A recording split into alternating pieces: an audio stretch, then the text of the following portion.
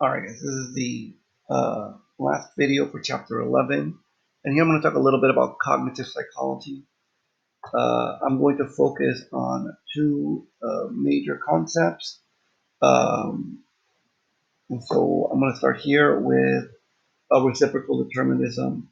This is Albert Bandura, this is the gentleman you're seeing here, and he talks about, or I should say reciprocal determinism explains why our personalities are so flexible, right?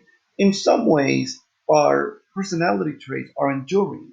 They uh, they tend to be the same throughout most of our life, throughout most of the day, and yet they're still flexible. We're not exactly the same way at school and at work and at the park and at the party. Even though our personality is mostly the same, it shifts ever so slightly. And Bandura explains that this is because there are three factors that are affecting our personality.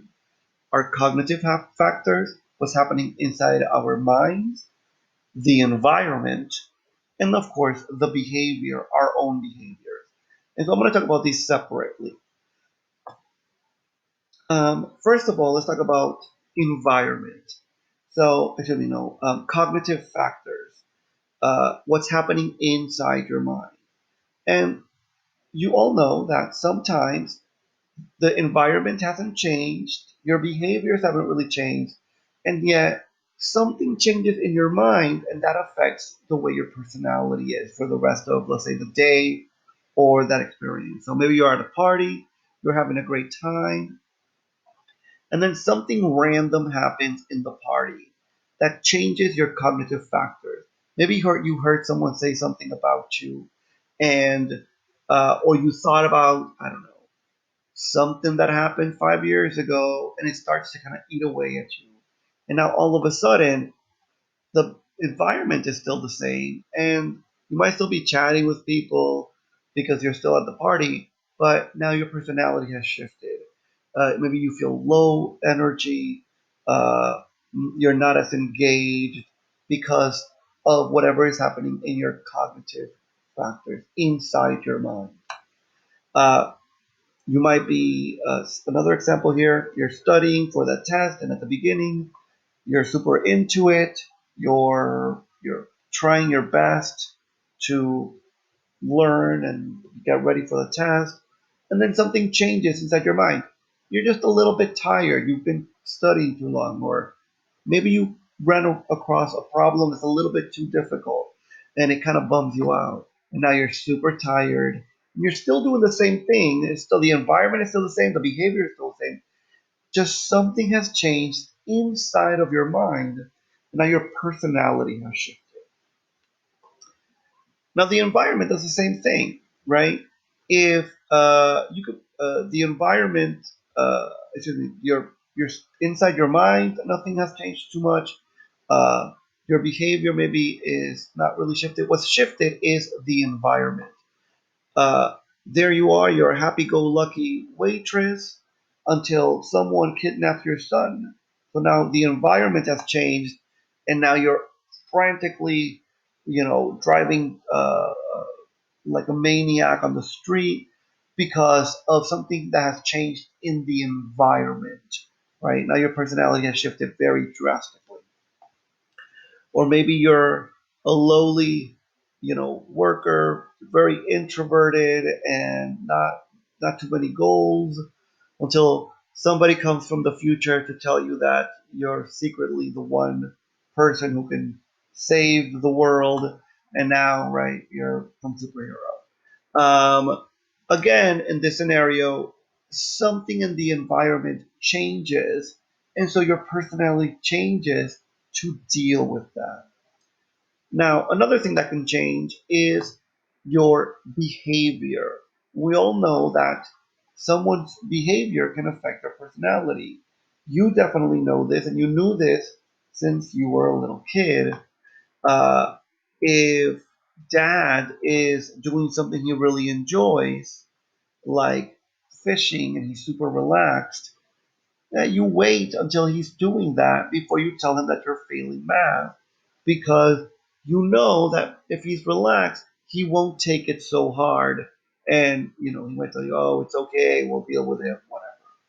But if that is already super stressed out, doing the bills and whatnot, you know that if you tell him you're failing math, he's going to be super upset with you. And he might even yell at you or whatever. You learn this since you're a little kid, right? I'm going to wait till mom is relaxed or watching her shows before I tell her whatever. Because if I ask her while she's mad, she's definitely not going to tell me, be happy with me. Now, another theory that I want to talk about here is your locus of control. First of all, the term locus here means location. So some people have an internal locus of control. That means that they believe that the way the world works uh, has to do with themselves. They believe that they can change the world, they can change their life. Um, and some people believe that they can't do that. The control over the world is outside of themselves, an external locus of control. So the world is controlled by society, the man, luck, things like that. Let me give you a couple of examples. Um, uh, People who have an internal locus of control might think, if I want to pass the test, well, I got to study. And people with an external locus of control might think, you can study all you want. If you're going to fail, you're going to fail, right? It's luck, or it's the teacher, or it's the questions on the test, something outside of themselves. And so, unfortunately, in this scenario, someone who has an external locus of control probably isn't going to study too much. And so, they're probably not going to do as well as someone with an internal locus of control. Because if you think that studying is going to help you pass, well, then you're going to study more. Someone who has an external locus of control might think you'll get the job if you know the manager, or there's no way I was going to get the job, but you need to know someone. Whereas someone with an internal locus of control might feel to get the job, I'm going to need to prepare. I'm going to need to, to have a good resume, practice some interview questions. And again, what you see here is that the person with the internal locus of control is more likely to prepare than the person with the external locus of control. The person with the external locus of control can say it's the manager, or it's luck, or it's who you know. And so they're not going to take the time to prepare too much. You might start to get the feeling that it's better to have an internal locus of control. And that's usually kind of true, but it's not always true. Because people with an internal locus of control, when something goes wrong, they tend to blame themselves. When they don't get the job, they think, because I didn't do a good job or I wasn't good enough. When they fail the test, they go, it's because I'm not smart enough. They usually take a lot of the blame. Whereas the person with the external locus of control doesn't feel that way. They go, you win some, you lose some. It's all luck. It's all who you know.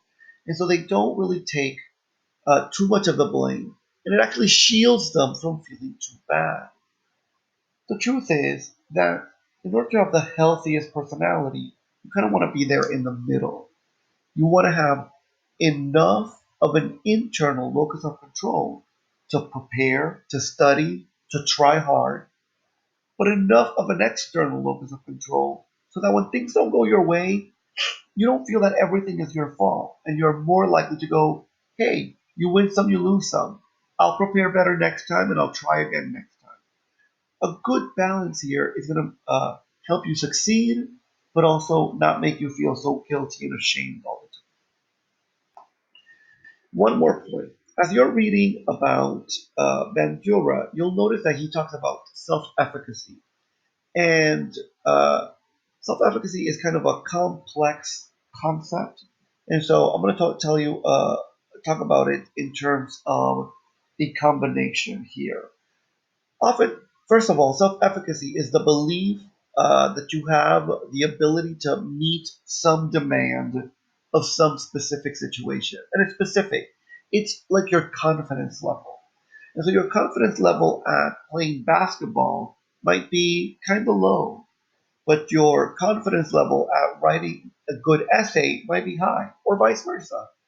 It's your confidence level at a specific thing, not overall, not like self-esteem, which is your general self-worth.